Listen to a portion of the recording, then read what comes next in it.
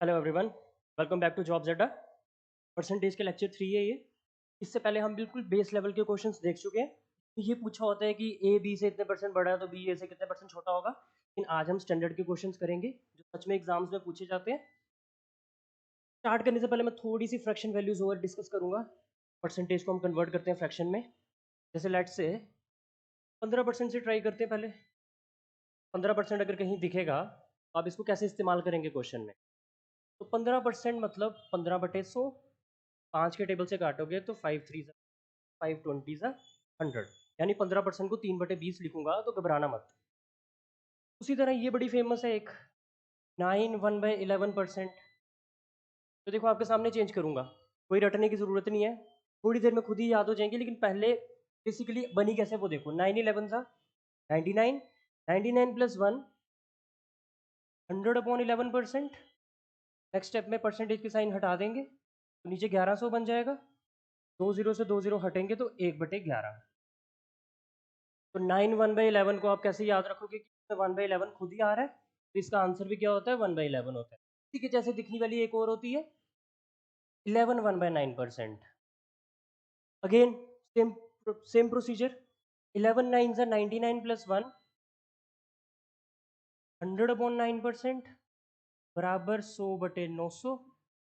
2 0 से 2 0 कट जाएंगे बराबर 1/9। तो ये भी आप कैसे याद रखेंगे कि 1/9 इसमें खुद ही आ रहा है, इसका आंसर भी क्या होता है 1/9। इनसे क्वेश्चन करने में आसानी होती है, नहीं तो खुद सोचो आप। एक चीज ध्यान से समझना कि क्यों जरूरत पड़ रही है इस चीज की।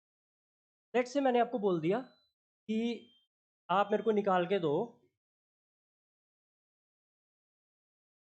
41.66% ऑफ 40।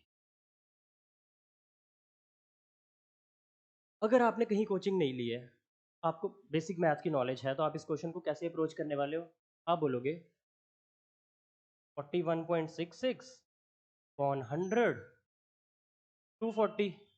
अगले स्टेप में आप क्या करने वाले हो 4166 नीचे एक 100% वाला है जो ऑलरेडी आ चुका है यहाँ पे, और डेसिमल हटेंगे तो 2 0 और आएंगे नीचे इंटू 240। फिर आप 0 से 0 काटोगे और 4166 को 24 से मल्टीप्लाई करोगे, जो कि टाइम कंज्यूमिंग प्रोसेस है। कहीं ना कहीं बहुत समय लग जाएगा आपको, सॉल्व तो आप कर लोगे लेकिन आपका एग्जैक्ट आंसर फिर भी नहीं आएगा कि 41.66 जो है वो, आपको पता है ये बार बार 66 आता रहता है, रिपीट होता है बार बार। यानी कि ये तरीका तो नहीं है सही। कैसे करना होता है, क्यों फायदा होता है आपको परसेंटेजेस की फ्रैक्शंस याद करके देखो। अब सेम क्वेश्चन अब एक ऐसे बच्चे को करने को मिला जिसने कोचिंग ले रखी है। बस पहले दिमाग चला कि मैं इसको क्यों ना स्प्लिट कर लूँ। मैं 25% एक तरफ कर लूँ और 16.66% एक तरफ कर लूँ। इन दोनों को जोड़ के 41.66 ही तो बनेगा। यानी कि आप एक सिंगल परसेंटेज को स्प्लिट भी कर सकते हो। फिर आप जानते हो कि 25% का मतलब तो 1/4 होता है। और इसको अगर ध्यान से देखें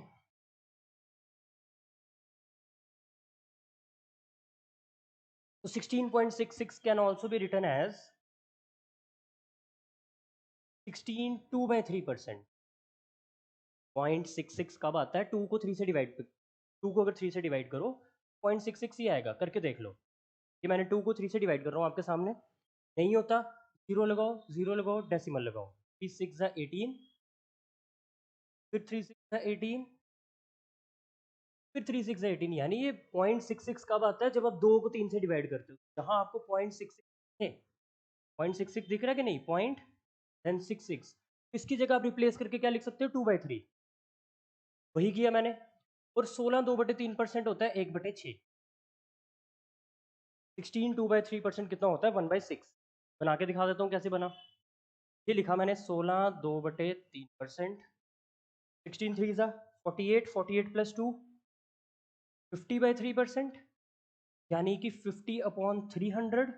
10 से 10 5 1 ज़ा 5 6 ज़ा बराबर 1।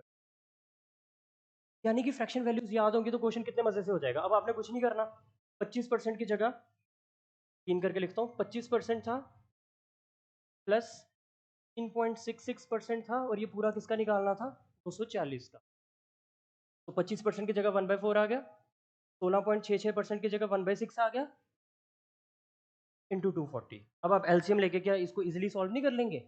4 और 6 का एलसीएम आ गया 12, इधर आ जाएगा 3, इधर आ जाएगा 2 गुना 240, 3 + 2 यानी कि 5/12 गुना 240, 12 के टेबल से 24 कट जाएगा 2 बार, ये 100 है।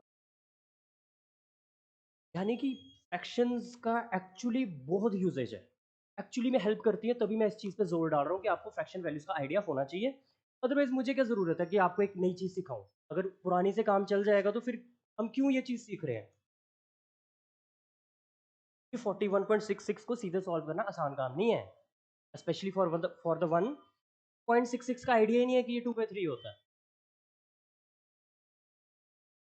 तो 12.5% आपको याद है आई गेस कि 1/8 होता है, और इसका हाफ भी मैंने बताया था 6.25%, 1/16 होता है।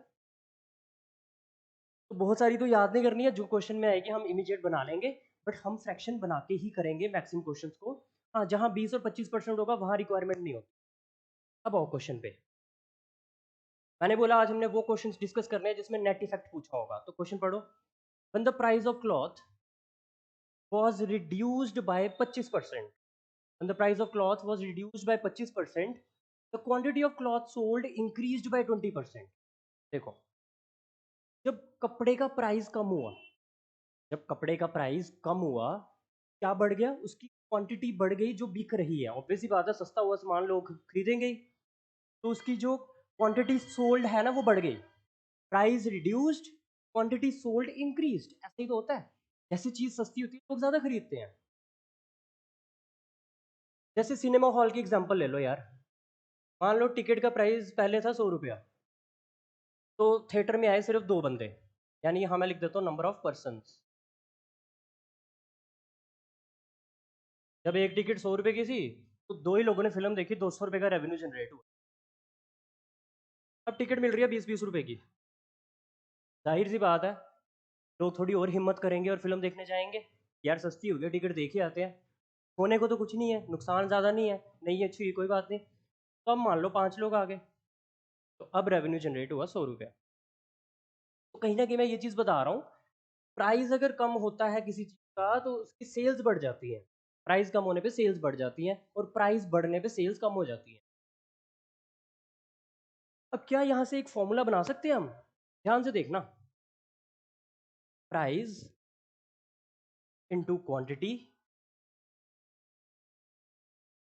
सोल्ड बराबर रेवेन्यू। सही बात है ये। मान लो कोई चीज़ है 20 रुपए की, प्राइस की जगह 20 रुपए लिख दिया, और मैं दुकानदार हूँ, मैंने उस चीज़ के बेचे 5 पीस, 5 यूनिट्स, क्वांटिटी सोल्ड में मैंने लिख दिया 5। तो क्या मैंने उस दिन 100 रुपीज़ रेवेन्यू जनरेट किया कि नहीं?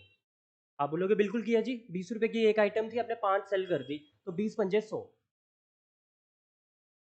यानी रेवेन्यू निकाल रहा हूँ तो वो क्या होता है, प्राइस इंटू क्वांटिटी। नॉर्मल सी बात है। जैसे डिस्टेंस किसके बराबर होता है, स्पीड इंटू टाइम, उसी तरह रेवेन्यू किसके बराबर होता है, प्राइस इंटू क्वांटिटी।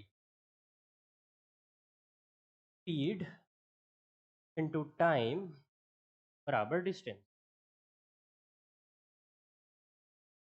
यहाँ से एक चीज़ बताना चाहता हूँ आपको, लास्ट लेक्चर में भी बताई थी जूस वाले क्वेश्चन से।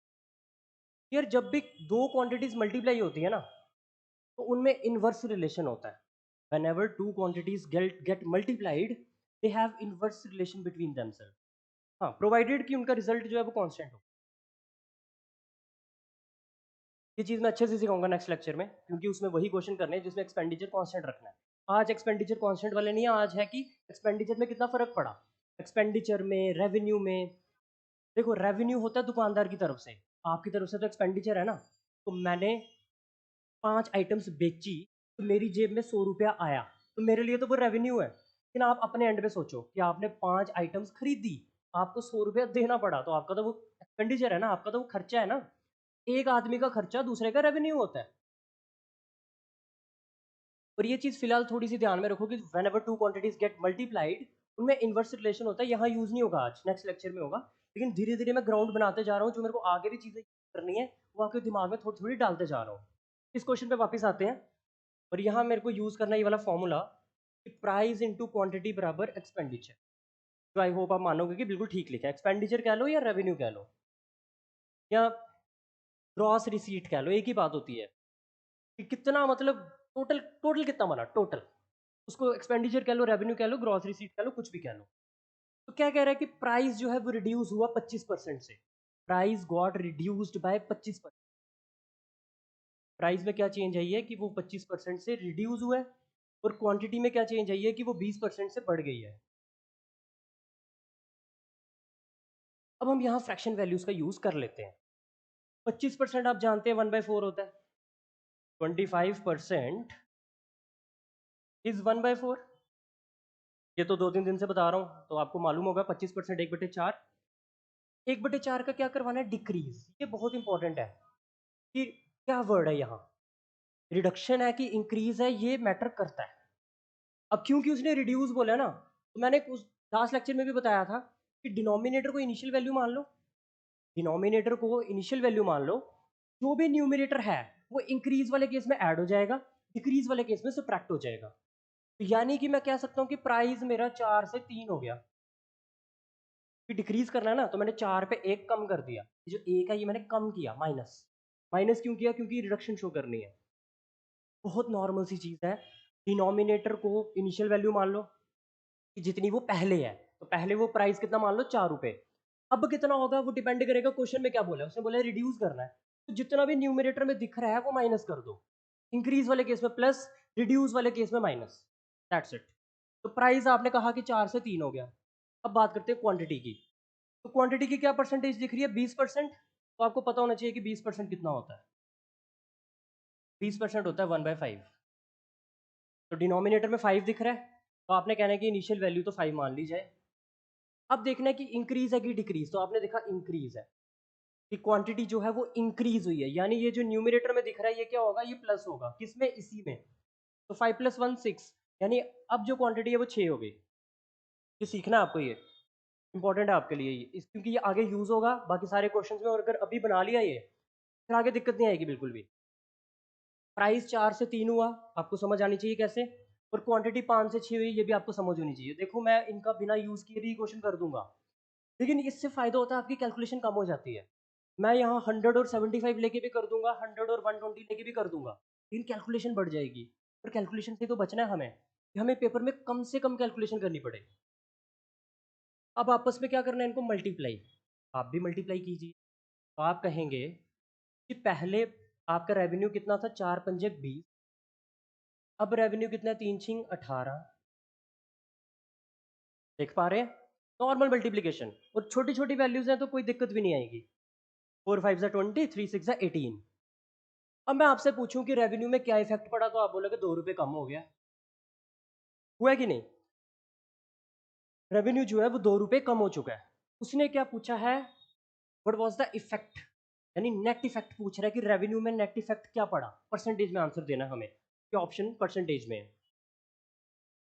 सेम लॉजिक, कितने परसेंट बढ़ा या कितने परसेंट घटा, यही तो पूछना चाहता है ना वो। देखो 5% इंक्रीज, 5% डिक्रीज, 10% इंक्रीज, 10% डिक्रीज, यानी वो पूछना चाहता है आपसे कि जो रेवेन्यू है वो कितने परसेंट से बढ़ा या कितने परसेंट से घटा, इसी को नेट इफेक्ट बोलते हैं। आप देख पा रहे हैं कि रेवेन्यू पे 2 रुपए की कमी आई है, ठीक है, 2 रुपए की कमी आई है, कितने से, 2 रुपए कम हुआ कितने से, 20 से कम हुआ कि 18 से कम हुआ। आप अपनी समझ से ये बात बता सकते हो कि यार 20 से 2 रुपए कम हुए तभी तो 18 हुआ। अगर 18 से 2 रुपए कम हुए होते तो 16 हो जाता, 16 कहीं नहीं नजर आ रहा। यानी ये जो 2 की रिडक्शन हुई है ये 20 से हुई है, नीचे 20 आएगा, और इंटू 100 तो करना ही है क्योंकि आंसर परसेंटेज में चाहिए। तो 2 1s, 2 10s, तो से 0 कैंसिल, यानी 10% का डिक्रीज। डिक्रीज क्यों भाई, 20 की जगह 18 हो गया, तो 10% का फर्क तो आया है लेकिन डिक्रीज, तो 10% डिक्रीज इज योर आंसर।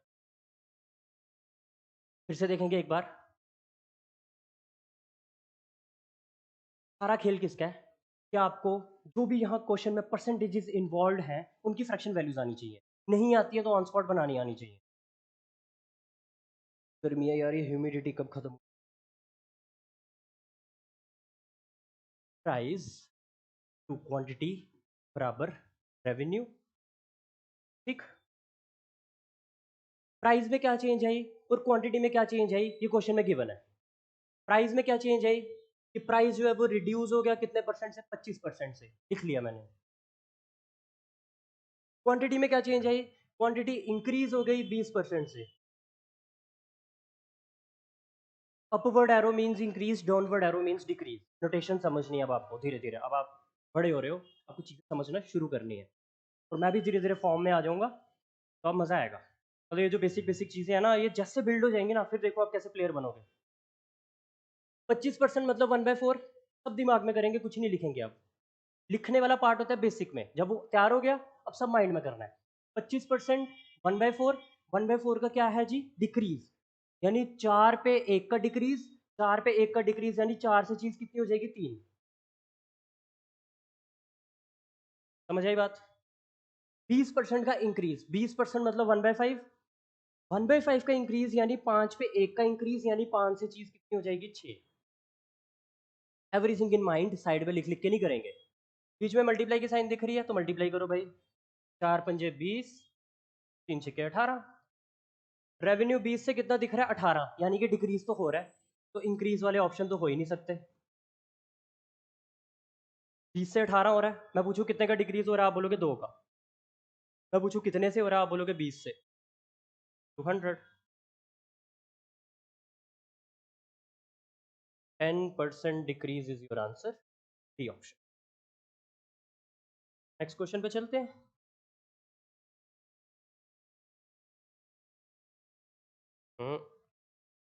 क्या,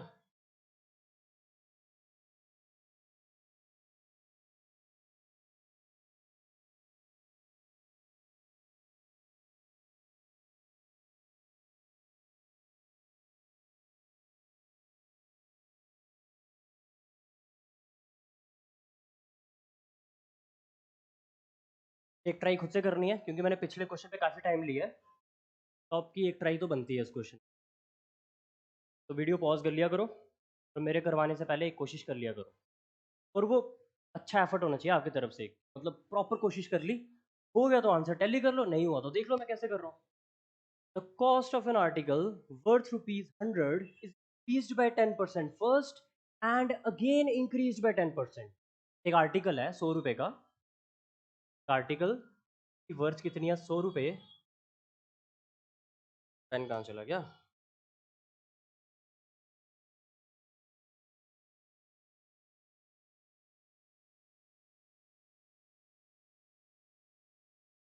धीरे धीरे सीख रहे हैं भाई हम भी।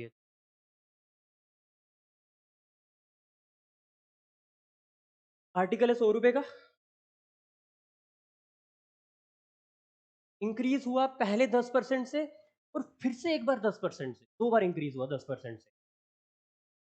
पहले था वो 100 रुपए का, एक बार बढ़ा दिया 10% से, वैल्यू बनी होगी मुझे नहीं पता, फिर से उसको बढ़ा दिया 10% से। अब पूछ रहे हैं, बताओ यहाँ से लेके यहाँ तक उसमें कितना इंक्रीज हुआ, यानी नेट इफेक्ट, और रुपीज़ में पूछ रहा है इस बार। तो 100 पे चाहे रुपीज़ में पूछे या परसेंटेज में पूछे, फर्क ही नहीं पड़ता, 100 एक वैल्यू ऐसी है कि रुपीज़ और परसेंटेज बराबर हो जाते हैं। पहले तो करेंगे बिल्कुल नॉर्मल तरीके से, कि मैं पूछूँ 100 पे 10% का इंक्रीज हुआ, तो आप बोलोगे 110 हो गया। 100 का 10% क्या होता है, 10 रुपये। 100 का 10% 10 रुपये, 10% कैसे निकालते हैं, लास्ट वाला जीरो भूल जाओ। 100 का 10% 10 रुपये, 10 रुपये का इंक्रीज है, तो 100 में 10 ऐड कर दिए, हो गया 110। अब 110 का 10% होगा 11 रुपये, 11 रुपये बढ़ा दो, तो 110 में 11 बढ़े तो 121। मैं पूछूं 100 के मुकाबले 121 जो है वो कितना बढ़ा है, आप बोलोगे 21%। रुपीज में पूछूंगा तो आप बोलोगे 21 रुपये। 21 रुपये ही इस क्वेश्चन का आंसर है।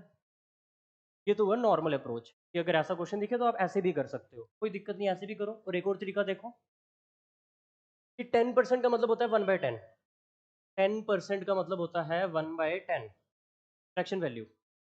आप 10/100 लिखोगे, 1010 काटोगे, 1/10 बनेगा। इंक्रीज है तो आप बोलोगे कि 10 से 11 कर दो। अब आप समझते हो ना इंक्रीज का मतलब क्या होता है, कि जो न्यूमिनेटर में वैल्यू है वो डिनोमिनेटर में ऐड कर देनी है, और डिनोमिनेटर को मानना है इनिशियल वैल्यू। तो 10 से 11 कर दिया, कह रहा है एक और बार बढ़ा दो 10% से, एक और बार बढ़ा दो 10% से, बढ़ा दो, फिर से 10 से 11 कर दो। ओवरऑल इफेक्ट क्या पड़ा, आप बोलोगे 10 10 100, 11 11 121, 100 से 121 हो रहा है तो 21% का फर्क पड़ा, लेकिन रुपीज़ में भी 21 का ही पड़ेगा तो फिर से 21 आंसर। तीसरा तरीका देखो, बहुत तरीके होते हैं अरिथमेटिक में। तीसरा मैं बता देता हूँ आपको, नेट इफेक्ट का एक फॉर्मूला भी होता है। नेट इफेक्ट का फॉर्मूला होता है x plus x y upon 100 और आंसर आएगा परसेंटेज। तो अगर ये फॉर्मूला रट सकते हो तो रट लो, काफ़ी फायदेमंद फॉर्मूला है। बट मैं फॉर्मूला प्रेफर नहीं करता हूँ पर्सनली। आप फॉर्मूला कर सकते हो, कोई गलत बात नहीं फॉर्मूले से। चलो फॉर्मूला अप्लाई करते हैं। एक्स एंड वाई जो क्वेश्चन में परसेंटेजेस दी होंगी, इंक्रीज होगा तो प्लस में रखेंगे, डिक्रीज होगा तो माइनस में रखेंगे। तो ये दोनों इंक्रीज है तो साइन प्लस की रहेगी, तो एक्स जो है वो 10, वाई जो है वो भी 10, प्लस 10 गुना 10/100%। 10 + 10 20, प्लस 10 10 10 10 1 1 जा 1, 20 + 1 21% आना, फिर भी 21 ही आना है। तो नेट इफेक्ट के फॉर्मूले से कर लो, चाहे फ्रैक्शन बना के कर लो, चाहे सो मान के कर लो, मल्टीपल अप्रोचेज आर देयर।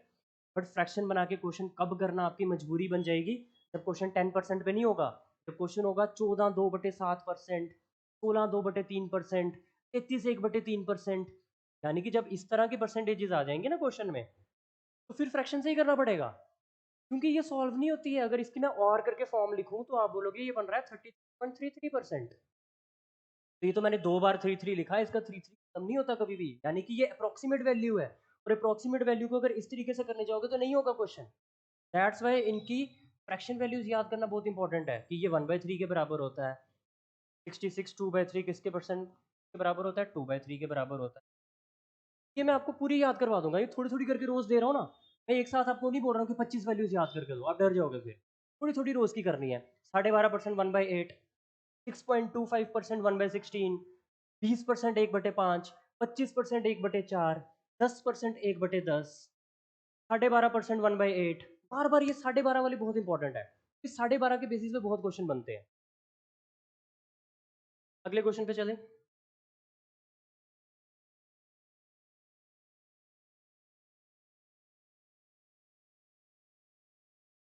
फिर से नेट चेंज पे क्वेश्चन है। क्या है जी, the price of an article is first decreased by 20%।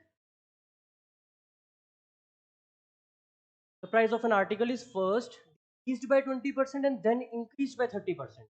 एक आर्टिकल है, का प्राइस पहले डिक्रीज हुआ 20% से,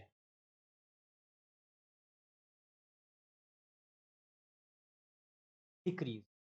दूसरी बार क्या हुआ, 30% से इंक्रीज हुआ।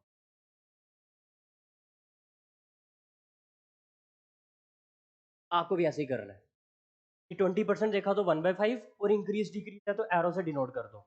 30% 3/10, क्योंकि 30% क्या होगा, 30/100, 0 0 कट गया, 3/10 का इंक्रीज। अब आपको बता चुका हूँ कि इसको लिखना कैसे है। डिक्रीज है तो आप बोलोगे 5 से 4 हो गया, इंक्रीज है तो आप बोलोगे 10 से 13 हो गया। डिक्रीज वाले केस में माइनस करने को बोल रहा हूँ तो आपने सिर्फ 5 में से 1 माइनस कर देना, और इंक्रीज वाले केस में प्लस करने को बोल रहा हूँ तो आपने 10 में 3 प्लस कर देने हैं, और फिर इनको गुना करना होता है आपस में।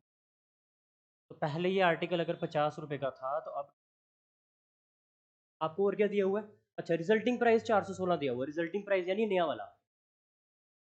जबकि मुझे नया वाला कितना दिख रहा है, 52। इसकी वैल्यू क्वेश्चन में कितनी दी है, 416। ये ध्यान से देख लेना, ये 416 किसकी वैल्यू है, रिजल्टिंग प्राइस की। और पूछा क्या, ओरिजिनल प्राइस, यानी आपको 50 की वैल्यू पूछ, 52 की दे रखी है और 50 की पूछ रहा है। 52 का टेबल नहीं भी आता कोई दिक्कत नहीं, 2 का तो आता होगा। बताओ 2 के टेबल में 16 कब आता है, 8 ज़ा, और 5 8 ज़ा कितना होता है, 40, यानी 58 ज़ा कितना होगा, 400। तो 50 गुना 8 400, 2 गुना 8 16, यानी ये पक्का इसका 8 गुना ही है। अगर ये इसका 8 गुना है तो मुझे इसका भी 8 गुना करना पड़ेगा, यानी स्टार्टिंग में वो आर्टिकल या जो भी है वो नंबर जो भी है वो कितना है, 400। ये अप्रोच आपको समझनी है, फिर से करेंगे। मैं 2 3 क्वेश्चन में टाइम ले लूंगा, कोई दिक्कत नहीं है, लेकिन उसके बाद वाले आपने खुद ही कर रहे हैं। मैंने 8 9 क्वेश्चन रखे हैं आज, टेंशन मत लो। मैं बार बार आपको यही चीज़ बोल रहा हूँ, all focus should be on percentage. सारा का सारा ध्यान 20% पे और 30% पे, और फिर वो इंक्रीज है या डिक्रीज, डिक्रीज और ये वाला इंक्रीज। तो 20% 1/5 होता है, 1/5 का डिक्रीज, और 30% 3/10 होता है। 30% 1/5 का डिक्रीज है तो एरो ऐसे रखो, और 30% 3/10 का इंक्रीज है तो एरो ऐसे रखो। जब लिख ली फ्रैक्शन वैल्यूज, तो डिक्रीज है तो आपने 5 से 4 कर दिया, इंक्रीज है तो आपने 10 से 13 कर दिया, और मल्टीप्लाई करना होता है तो 10 पंजे 50, 13 चौक 52, यानी वो नंबर पहले 50 है तो अब कितना हो गया 52, जबकि वो बोल रहा है कि रिजल्टेंट नंबर जो है वो 416 है, यानी 52 नहीं है। तो 52 का क्या बनाने की कोशिश करो, 416 कैसे बनेगा, 8 गुना, इसका भी कितने गुना करना पड़ेगा, 8 गुना, यानी कि 400। अब आप बोलोगे कि हमें कैसे पता चलेगा कि उसका 8 गुना करना है, तो आप डिवाइड कर सकते हो, आप 416 को 52 से डिवाइड कर सकते हो, लेकिन थोड़ा आइडिया तो लेना पड़ेगा यूनिट डिजिट देख के। यहाँ 2 है और यहाँ 6 है, यहाँ तो 3 टाइम्स होगा, यहाँ तो 8 टाइम्स होगा, कि 2 3 ज़ा 6 होता है, 2 8 ज़ा 16 होता है, तो एंड में 6 आ रहा है तो 3 टाइम्स या 8 टाइम्स करके आएगा। और कहीं ना कहीं 400 भी देखो, तो 400 जो है वो 50 का 3 गुना होता है कि 8 गुना होता है, तो 50 का 8 गुना 400 होता है, तो रफ आइडिया से आप इसको 8 गुना काट सकते हो, और 8 गुना ही है। टेबल्स इसीलिए इंपॉर्टेंट है, टेबल्स की थोड़ी समझ रहेगी तो आप वैल्यू देख के बोल दोगे कि हाँ इसका ये इतने गुना दिख रहा है, ये मुझे 8 गुना दिख रहा है तो आपको भी दिखना चाहिए, तो बस इसका भी उतने गुना करना होता है, सेम चेंज लानी होती है जो रिजल्टेंट में वो इनिशियल में। तो इनिशियली वो नंबर कितना हो गया 400। और तरीके से भी क्वेश्चन हो जाता है ये, बट हम जब एक अप्रोच पे सेटल हो रहे हैं तो हम किसी और नहीं करेंगे बार बार। नेक्स्ट क्वेश्चन पे जाएंगे, कि फिर इंसान बहुत कंफ्यूज हो जाता है कि यार इसको उससे करूं कि उससे करूं। तो समझने के लिए 2-3 मेथड ठीक है, बट जब अप्लाई करने पे बात आ जाए तो एक पे आ जाना चाहिए। फिर बोला ऑप्शंस, हाँ, तो price of an edible oil is increase by 25%। खाने वाला तेल है, उसका प्राइस बढ़ गया 25% से, मैंने कहा सारा फोकस किस पे, परसेंटेज पे। 25% का क्या है जी, इंक्रीज। बजट को मेंटेन करने के लिए सुषमा ने क्या किया, उसने कंजम्पशन कम कर दी 20% से, ये प्राइस में चेंज आया है। सुषमा ने कंजम्पशन में क्या चेंज लाया, उसने 20% से कंजम्पशन क्या कर दिया, कम कर दिया। पूछ रहे हैं एक्सपेंडिचर में कितना फर्क पड़ेगा, खर्चे पे कितना फर्क पड़ेगा, तो खर्चे का फॉर्मूला मैं आपको बता चुका हूँ, प्राइस गुना क्वांटिटी बराबर एक्सपेंडिचर। क्वांटिटी बोलो या कंजम्पशन बोलो, बात तो एक ही है। अगर आपने बाजार से कोई चीज़ खरीद के लाए हो, क्वांटिटी ही लाई है ना, फिर आप उसको कंज्यूम करोगे तो आप बोलोगे ये मेरी कंजम्पशन बन गई। क्वांटिटी और कंजम्पशन में कोई अंतर नहीं है। प्राइस में क्या चेंज आया है, प्राइस में चेंज आया 25% का, इंक्रीज या डिक्रीज, इंक्रीज, तो 25% 1/4, 1/4 का इंक्रीज का मतलब होता है 4 से कितना हो गया 5। क्वांटिटी की बात करें तो क्वांटिटी में 20% का क्या है, डिक्लाइन। जब प्राइस बढ़ता है ना तो क्वांटिटी कम करनी पड़ती है, तो 20% मतलब 1/5, और 1/5 का डिक्लाइन यानी 5 से 4। लिख दूं क्या आपके लिए, 25% होता है 1/4, 1/4 का क्या था, इंक्रीज, 1 प्लस करना था 4 में, तो 4 से कितना कर दिया 5। 20% का डिक्रीज है, 20% क्या होता है 1/5, 1/5 का डिक्रीज, 5 में से 1 माइनस करना था तो 5 से कितना कर दी 4। अब मैं पूछूं एक्सपेंडिचर में क्या फर्क पड़ा, तो आप कहेंगे कि पहले बन रहा है 20 रुपये, अब भी कितना बन रहा है 20 रुपये, तो आप बोलोगे एक्सपेंडिचर में कोई फर्क नहीं पड़ा। तो देखो ना, 4 पंजे 20, 5 चौक 20, तो पहले भी 20 रुपये खर्चा हो रहा था, अब भी 20 रुपये खर्चा हो रहा है, तो कोई इफेक्ट नहीं पड़ा, कोई इफेक्ट नहीं पड़ा, इसको जीरो। जब कोई इफेक्ट ही नहीं पड़ा तो नेट इफेक्ट क्या है, जीरो। ऐसे क्वेश्चन भी आएंगे कि नेट इफेक्ट नहीं पड़ रहा भाई, आपने इंक्रीज किया तो मैंने कंजम्पशन बढ़ा दी, घटा दी सॉरी, जब आपने प्राइस बढ़ाया तो कंजम्पशन घटा दी, मैंने एक्सपेंडिचर पे नेट इफेक्ट नहीं पड़ने दिया।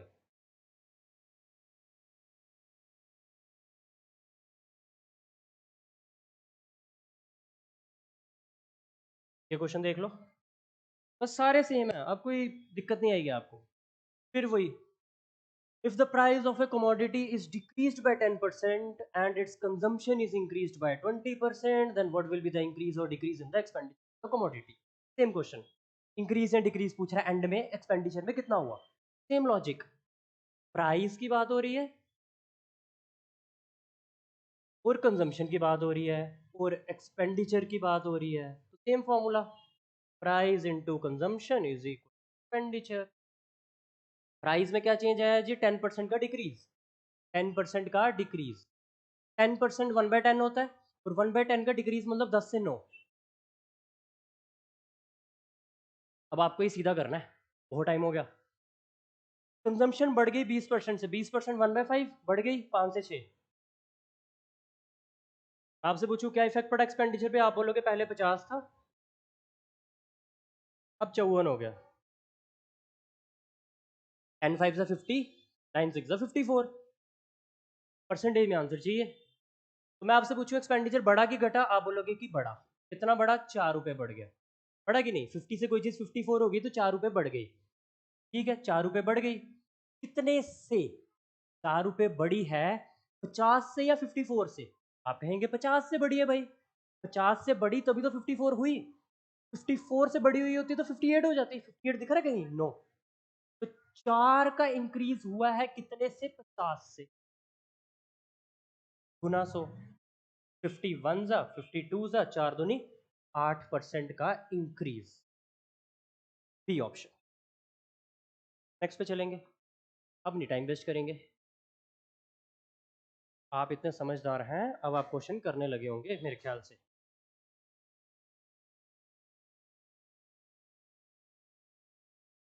खुद से ट्राई कर लो एक बार। सेम क्वेश्चन, वही कभी नंबर इंक्रीज कर देता, कभी कुछ कर देता है। फॉर्मूला भी लगा सकते हो, लेकिन यहाँ कहीं ना कहीं वैल्यू इस्तेमाल हो रही है, तो बिना फॉर्मूले के भी कर लेंगे, कोई दिक्कत। फॉर्मूला अवॉइड ही करो तो बेटर रहता है। फॉर्मूला तब लगाओ जब आंसर किस में चाहिए? परसेंटेज में चाहिए। यहाँ परसेंटेज में आंसर नहीं चाहिए तो फॉर्मूला अवॉइड कर सकते हो। तो नॉर्मली करते हैं कि जो नंबर है वो पहले इंक्रीज हुआ 20% से। 20% 1/5, 1/5 का इंक्रीज होता है, यानी 5 से कितना हो गया? 6। समझ रहे हो ना अब ये बातें? अब मेरे को ऐसा फील नहीं होना चाहिए कि मैं जल्दी कर रहा हूँ, अब कि मैंने इस पर टाइम इन्वेस्ट किया है। 20% से इंक्रीज, 20% 1/5, 1/5 का इंक्रीज का मतलब होता है 5 से 6। अब ये 6 कैसे हो रहा है आप जानते हो। एंड देन रिड्यूस्ड बाय 15%, तो 15% मैं लिख देता हूँ आपके सामने क्या होता है।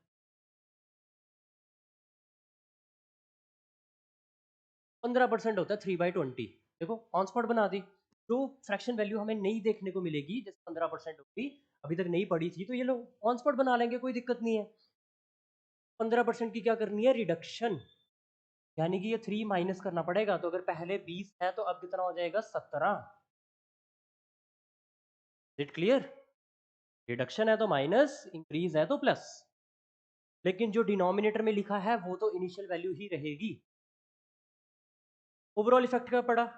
आप कहेंगे नंबर अगर पहले 100 था, अब नंबर कितना हो जाएगा? 102। 17 छिक्के 102 होता है और 20 पंजे 100 होता है। अब हमें कौन सी वैल्यू दी है? हमें फाइनल वैल्यू दी है। तो फाइनल वैल्यू 100 नहीं है, फाइनल वैल्यू 102 है। यानी कि मेरे को 102 की वैल्यू दे रखी है क्वेश्चन में, कितनी? 2040।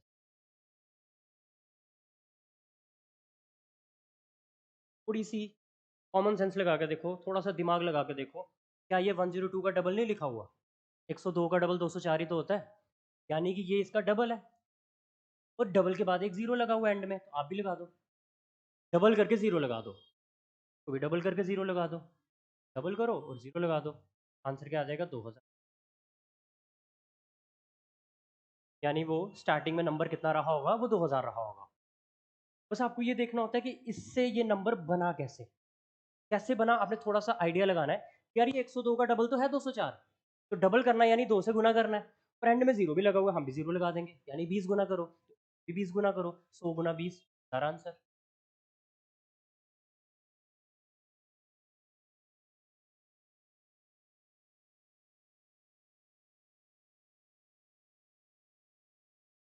अब ये क्वेश्चन तो करना ही फ्रैक्शन से पड़ेगा, कि यहाँ आप देख सकते हो 16 2/3% का इस्तेमाल हो रहा है। 16 2/3% तो करना ही फ्रैक्शन से पड़ता है, वरना थोड़ा लेंथी जाता है यार। अदरवाइज भी हो जाता है, लेकिन नहीं करना, आपको अवॉइड करना है। कंपटीशन की दुनिया में वही चीज़ें इस्तेमाल करनी है जिससे टाइम बचे। तो 16 2/3% का मतलब होता है 1/6। अब मैं करके नहीं बता रहा कि कैसे हुआ। और 15% अभी किया था आपके सामने 3/20। आप फिर से भी बना सकते हो, अगर आपको नहीं दिमाग में बैठ रहा है तो टाइम लगता है कई बार, कोई इंक्रीज है तो 1/6 का इंक्रीज का मतलब होता है 6 से क्या कर दो 7 कर दो। अगला वाला डिक्रीज है, डिक्रीज का मतलब होता है कि माइनस करना है, तो 20 से कितना कर दो 17 कर दो। ओवरऑल क्या हुआ 20 इंटू 6 120, 17 इंटू 7 119। हमसे क्या पूछा है जी, अच्छा हमें कह रहा है कि नंबर को पहले ये किया फिर ये किया और वो नंबर बन क्या 238। 238 वहां पे आ रहा है क्या, नहीं आ रहा, तो ये 238 है यहाँ पे। यानी कि नंबर में दो तरह की चेंजेस लाई और वो नंबर क्या बन गया 238 बन गया। टू गेट यानी कि वो 238 बन गया, यानी रिजल्टेंट नंबर आपको 119 नहीं लेना है, कितना लेना है 238 लेना है। अगेन थोड़ी सी समझ लगाएंगे, आप देख रहे हो ये 119 का डबल नजर आ रहा है कि 238। देखो 120 का डबल क्या होता है 240, 119 का डबल 238 ही तो होगा, यानी ये इसका सिर्फ डबल है, दुगना। आप इसका भी दुगना कर दो, यानी स्टार्टिंग वाला नंबर क्या होगा 240। क्या आपसे स्टार्टिंग वाला नंबर पूछा है, नो। आपसे पूछा स्टार्टिंग वाले नंबर का 37.5%, स्टार्टिंग वाले नंबर का 37.5%, 37.5% 3/8। याद करो 12.5% 1/8, 12.5% का 3 गुना किया तो 3/8 कितना हो गया 37.5%। तो 240 का सीधा 3/8 करो, 8 1 जा 8 30 जा 33 जा 90 आंसर। अब देखो हुआ फ्रैक्शन का फायदा कि नहीं, वरना मैं 37.5% सॉल्व करता रहता, और 37.5% टाइम कंज्यूमिंग प्रोसेस है। जबकि आपको 12.5 के मल्टीपल याद होंगे, तो 37.5% 3/8, 3/8 किसका निकालना था 240 का, 8 से काटा 30 बार, 30 इंटू 3 90 आंसर।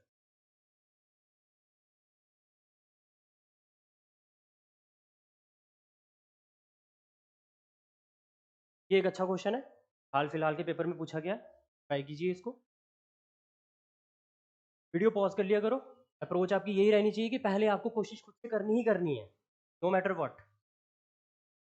क्या कह रहा है क्वेश्चन, कि जो बशीर है एक आदमी के working hours per day increase हो गया 15% से, और उसकी वेजेस पर आवर भी बढ़ गई, कि काम करने वाले आवर्स भी बढ़ गए और उसको जो सैलरी मिल रही थी वो भी बढ़ गई। तो बताओ उसकी ओवरऑल अर्निंग्स में क्या फर्क पड़ेगा। देखो ध्यान, मैं एक फॉर्मूला लिखूंगा फिर उससे आप एग्री करना कि सही है कि नहीं।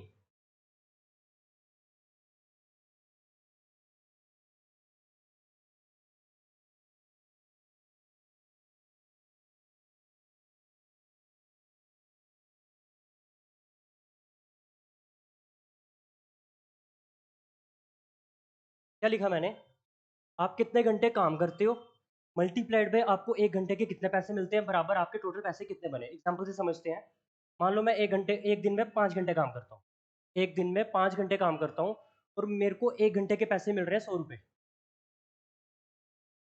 एक दिन में 5 घंटे काम कर रहा हूँ और एक घंटा काम करने का 100 रुपया मिल रहा है, तो क्या मैंने दिन का 500 छाप लिया कि नहीं। तो टोटल अर्निंग्स ऐसे ही बनती हैं, और ये फॉर्मूला बड़ा नॉर्मल सा है कि आप कितने घंटे काम करते हो मल्टीप्लाइड बाय आपको एक घंटे के कितने पैसे मिल रहे हैं बराबर आपके टोटल पैसे। 5 घंटे काम किया 100 रुपये मिल रहे थे एक घंटे के, ओवरऑल दिन का कितना बना लिया 500। तो ये फॉर्मूला ध्यान में रखेंगे, ये क्वेश्चन मजे से हो जाएगा। फिर से करते हैं, तो working hours into wages per hour बराबर आपकी टोटल अर्निंग्स। बस जैसे ये फॉर्मूला बना लिया, अब तो बस परसेंटेज का इस्तेमाल करना है। परसेंटेजेस कौन कौन सी हैं, 15% और 20%। 15% से पहले क्या वर्ड यूज हुआ है, इंक्रीज। 15% आपको बता चुका हूँ कि 3/20 होता है, और 3/20 का इंक्रीज यानी 20 से कितना हो गया 23। इंक्रीज वाले केस में बता चुका हूँ कि प्लस करना होता है, डिक्रीज वाले केस में माइनस करना होता है। बार बार रिपीट कर रहा हूँ चीज़ों को ताकि आपको मुश्किल ना लगे। वेजेस में 20% का चेंज आया है, 20% क्या होता है 1/5, 1/5 का क्या इंक्रीज यानी 5 से 6, 1/5 का इंक्रीज है ना, यानी प्लस कर रहा है, तो 5 में एक प्लस किया, 5 से कितना हो गया 6। मैं आपसे पूछूं पहले टोटल अर्निंग्स कितनी थी, आप बोलोगे 100 रुपया, है ना, 20 पंजे 100। मैं पूछूं अब कितनी है, आप बोलोगे 23 6 138। 23 का टेबल आना चाहिए, नहीं आता मल्टीप्लाई कर लो कोई दिक्कत नहीं है। अब क्या पूछ रहा है कि नेट इफेक्ट क्या पड़ा, by how much percent did his daily earnings increase. तो साफ साफ दिख रहा है 100 से कोई चीज 138 हो गई है, यानी 38% बढ़ गई, 38% इंक्रीज आंसर। देखो इसको सॉल्व करने की भी जरूरत नहीं है, क्योंकि इनिशियली अगर 100 हो तो बाद में जितना दिख रहा हो उतने परसेंट का इंक्रीज होता है। तो 100 से कोई चीज 138 होगी यानी 38 बढ़ गई, और 100 पे बढ़ी है यानी परसेंटेज में भी इतना ही होगा। 100 पे हमें ज़्यादा दिमाग लगाने की ज़रूरत नहीं है। अगर ये 200 होता या कुछ और होता फिर दिक्कत थी। परसेंटेज का मतलब भी पर 100 होता है। लास्ट क्वेश्चन देखो अब।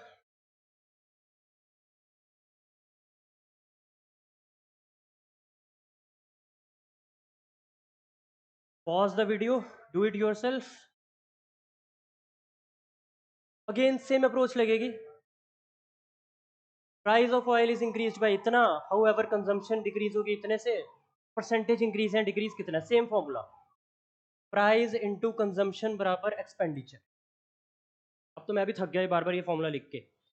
तो प्राइस में क्या चेंज हुआ है, 20% का इंक्रीज, 20% 1/5 यानी 5 से 6 इंक्रीज है ना, ऐड कर दिया। कंजम्पशन डिक्रीज बाय 8 1/3%, ये आपके लिए एक नई परसेंटेज है तो बना लेंगे। 8 या 24 और 1 25/3% बराबर 25/3 गुना 100। गुना 100 कहाँ से आया, ये परसेंटेज की साइन हटेगी, डिनोमिनेटर में 100 आएगा। 25 1 जा 25 4 जा 1/12। 8 1/3% कितना होता है, 1/12। हर फ्रैक्शन मुझे भी याद नहीं है, कुछ चीज़ें ऑन स्पॉट बनानी पड़ती है, लेकिन ऑन स्पॉट बनाने को कॉन्फिडेंस तभी आएगा जब आप घर पे इस तरह की परसेंटेज से डील करेंगे। 8 1/3% 1/12 होता है। 1/12 का क्या करना है, डिक्रीज, यानी 12 से 11। डिनोमिनेटर को इनिशियल वैल्यू मानो, और जो ऊपर दिख रहा है वो प्लस या माइनस होगा डिपेंडिंग अपॉन कि वो क्वेश्चन में क्या डिमांड कर रहा है। क्वेश्चन में उसने डिक्रीज बोला तो माइनस कर दो, तो 12 पे 1 का डिक्रीज तभी होगा जब चीज 12 से 11 हो जाएगी। अब मैं पूछूं कि पहले एक्सपेंडिचर कितना था, आप बोलोगे 12 पंजे 60। बाद में पूछूं तो आप बोलोगे 11 छिके 66। तो साफ साफ नजर आ रहा है कि 6 रुपए का इंक्रीज हुआ। लेकिन वो रुपीज में नहीं पूछता, वो किस में पूछता है आपको, परसेंटेज में। तो 6 का इंक्रीज हुआ कितने से, ये बहुत इंपॉर्टेंट होता है कि कितने से हुआ। तो 60 से 6 बड़े कि 66 से 6 बड़े, आप कहेंगे 60 से बड़े, क्योंकि अगर 66 से बड़े होते तो 72 हो जाते, 72 कहीं नजर नहीं आ रहा। हम लोग 60 पे 6 का इंक्रीज हुआ है, तो 6 का इंक्रीज ओवर 60 इंटू 100। एक जीरो से एक जीरो काट दो, 6 से 6 काट दो, 10% का इंक्रीज, जो कि आपका सी ऑप्शन है। आई होप आपको ये क्वेश्चन समझ आए होंगे। इसके अलावा कोई क्वेश्चन मुझे नहीं लगता बचा है, देख लेते हैं एक बार। नो, तो इतने ही क्वेश्चन थे। नेक्स्ट वीडियो में मिलते हैं। अगर आपको कोई डाउट है प्लीज़ मेक श्योर करें कि आप कमेंट सेक्शन में पूछें। मैं अपनी पूरी कोशिश करूंगा कि आपकी क्वेरी सॉल्व कर पाऊँ। वैसे डाउट होना नहीं चाहिए। एक ही टाइप के मैंने काफ़ी क्वेश्चंस करवा दिए, 9 क्वेश्चंस कर लिए हमने, बेशक यहाँ क्वेश्चन नंबर 8 लिखा है। इतने ही आपने घर से प्रैक्टिस कर लोगे ना, अगर आप जो भी आपके पास किताब है, किताब मैंने कहा था किरण पब्लिकेशन, अगर नहीं है तो राकेश यादव की ले लो, कोई ले लो, राकेश यादव की भी एक प्रीवियस ईयर की बुक आती है, वो ले सकते हो आप। कुछ भी नहीं लेना है तो पीडीएफ्स मिल जाती है इंटरनेट पे, बहुत पीडीएफ्स हैं, कोई बुक खरीदने की भी जरूरत नहीं है, उनके प्रिंटआउट्स निकलवा लो। बट प्रिंटआउट्स निकलवा लो, क्योंकि फ़ोन से पढ़ने जाओगे ना तो फ़ोन कहीं ना कहीं डिस्ट्रैक्ट कर देता है। आप जाते तो पढ़ने के लिए हो, वो पहुंचा कहीं और देता है, उसको थोड़ा अवॉइड करना है आपको। तो पीडीएफ्स की प्रिंटआउट ले लो या कोई स्टैंडर्ड किताब ले लो और उससे प्रैक्टिस करो, और जो भी जहाँ भी दिक्कत आती है आप मेरे से पूछ सकते हो। तो नेक्स्ट वीडियो में मिलते हैं, till then it's good bye.